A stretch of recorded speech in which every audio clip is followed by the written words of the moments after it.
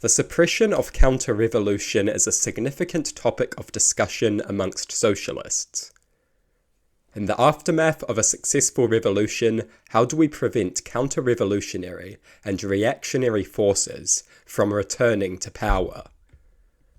How do we stop our political enemies from seizing power? The proposed solutions to this problem are almost always highly authoritarian. Mass imprisonment, ruthless purges and executions, severe restrictions on freedom of speech, the destruction of freedom of the press, major limitations on democracy, detainment and re-education, spying and surveillance, propaganda and total control of information. These are some of the common proposals. These are some of the supposed solutions to the problem of counter-revolutionary forces.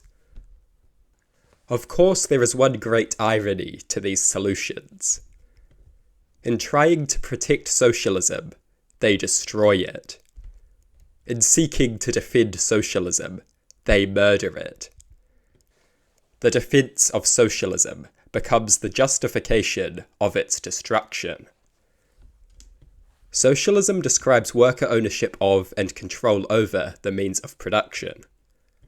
A socialist society is a society dominated and controlled by the working class, not an authoritarian political elite.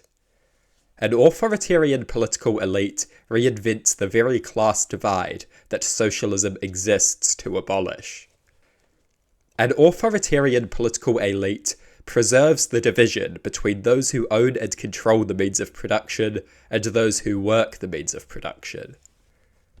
The supposed solutions to a counter-revolution require an authoritarian political elite.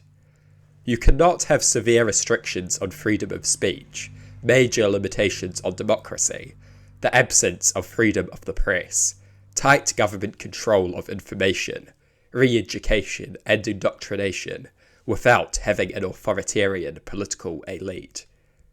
An authoritarian political elite is crucial to these things. And an authoritarian political elite represents a class division between those who own and control the means of production and those who work the means of production. The supposed solutions to the threat posed by counter-revolutionary forces are themselves counter-revolutionary. The supposed solution to counter-revolutionary forces preserves the very class divide that socialism exists to abolish. The threat posed by counter-revolutionary forces is used as a justification for counter-revolutionary forces. Forces which seek to preserve class divisions behind a facade of socialism. Forces which seek to preserve the division between those who own and control the means of production and those who work the means of production. Socialism is not about an authoritarian political elite. Socialism is about the abolition of class. Socialism is about a society controlled by the workers. As soon as you adopt the view that the workers are too stupid to govern themselves, you have destroyed socialism. Major limitations on democracy, severe restrictions on freedom of speech, the absence of freedom of the press, tight government control over information, re-education, and indoctrination.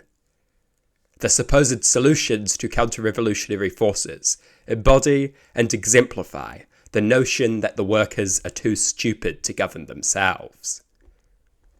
The solutions to counter-revolutionary forces are themselves counter-revolutionary.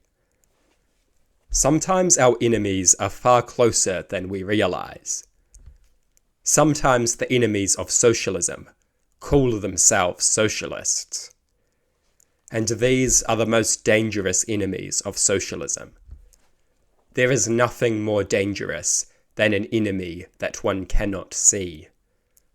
And for far too long, these enemies have enjoyed going unseen. and so many socialists fall for these solutions. Overlook the fact that they are themselves counter-revolutionary. Become so consumed in stopping the counter-revolutionary forces that they become the counter-revolutionary forces. The irony: in an attempt at preserving and safeguarding socialism, they destroy it with authoritarianism and a return to the class division. Those who hold contempt for the intelligence of the workers will always be a threat to socialism. Many supposed socialists regard the workers as too stupid to govern themselves. They need to be guided by indoctrination, re-education, major limitations on democracy, and severe restrictions on freedom of speech. This is an immensely dangerous idea. It is the sentiment that sees socialist projects hijacked by an authoritarian elite who preside over the very class hierarchies that socialism seeks to abolish. Socialism is not about an authoritarian political elite. Socialism is about the working class. Socialism is not a capitalist class dressed in red. Socialism is a society without class. The idea that counter-revolution is a threat to socialism is as much of a threat to socialism as counter-revolution itself. It is used as a justification for highly authoritarian, anti-socialist measures that themselves bring an end to socialism. Ironically, the threat of counter-revolutionary forces is the perfect justification for counter-revolutionary forces. The threat of counter-revolutionary forces is used by a fifth column to launch a counter-revolution. The danger of a counter-revolution is the perfect justification for a counter-revolution. And many socialists become so consumed by desperation to prevent a counter-revolution that they blindly endorse one. In order to prevent a counter-revolution, they hand political power to an authoritarian political elite who are themselves counter-revolutionary and anti-socialist. These supposed solutions, which are pushed by a combination of authoritarian anti-socialists and well-meaning fools.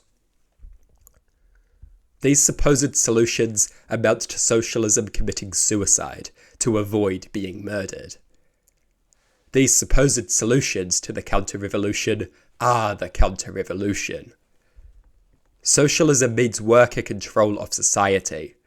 This is incompatible with a society that is controlled by a highly authoritarian political elite who regard the workers as too stupid to govern themselves. Counter-revolutionary forces are a serious problem for socialism to contend with, but not always in the way we expected. The danger posed by counter-revolutionary forces can be used as a perfect justification for counter-revolutionary forces.